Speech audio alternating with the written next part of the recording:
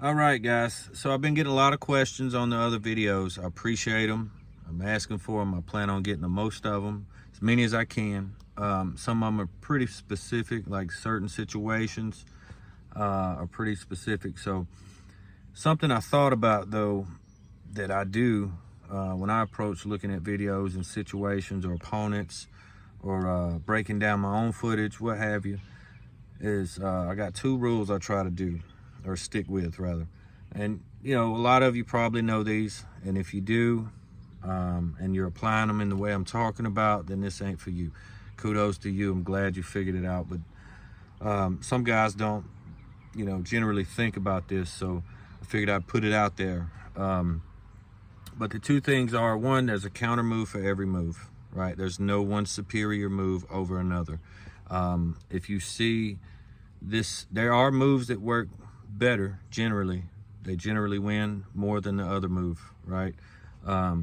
But that doesn't mean that it's more superior than these other moves, right? Because eventually you do see another move beat this move. So, you know, like most of the time, generally you see a posting top roll is beating most guys. Like Levon right now, posting top roll. Well, the counter to that is a hook or a flop wrist press, right? So the strength gap between him and the next best flop wrist or the next best hooker is just too great, right?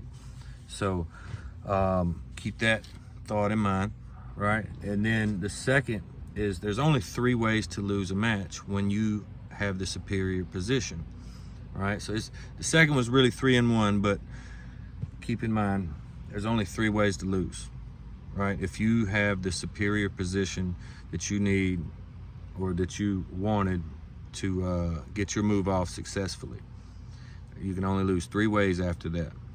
All right, the first one being the most obvious, the guy just has more power than you. The strength gap is too much and he just still mows through you, right? And you can go into detail about that. Did I have enough position? Well, for this, we're gonna assume you got the best spot you wanted, you know, what you felt confident to have to win this match. All right, so the number one, strength gap's too much. Number two, you get that position and you just can't finish, right?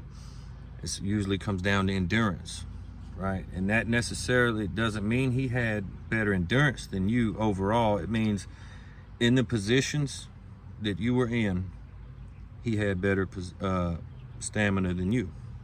So, like for example, if I got a guy's hand cranked over, I got him an inch from the pad and I just can't finish, well, generally the muscle groups you're working with in that top row are much smaller than the muscle groups he's working with in that probably bent wrist, side pressure, drag style position. But that's the second way. You just clean run out of gas.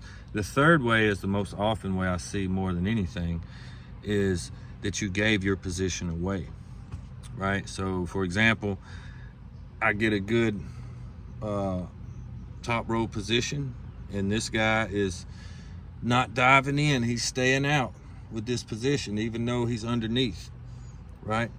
And I go to crank over on him and I see my wrist start to flatten out just a little bit. It's not bent, but it's flattening out. And I come back up and I don't really do anything.